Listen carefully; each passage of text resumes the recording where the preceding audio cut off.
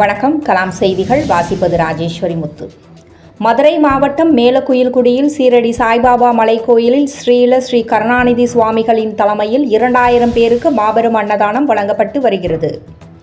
மதுரை மாவட்டம் மேலக்குயில்குடி மலை மேல் அமைந்திருக்கும் சீரடி சாய்பாபா மலைக்கோயிலில் மற்றும் திருவண்ணாமலை கிரிவலை பாதை, சிவகங்கை மாவட்டம் தேவக்கோட்டை, மூப்பையூர் உள்ளிட்ட 4 இடத்தில் ஸ்ரீ கருணாநிதி சுவாமி அவர்களின் தலைமையில் பக்தர்களுக்கு ஒவ்வொரு வியாழக்கிழமை அன்றும் மதியம் 12 மணி முதல் மாலை 5 மணி வரை வாழை இலையில் மாபெரும் அன்னதானம் வழங்கப்பட்டு வருகிறது.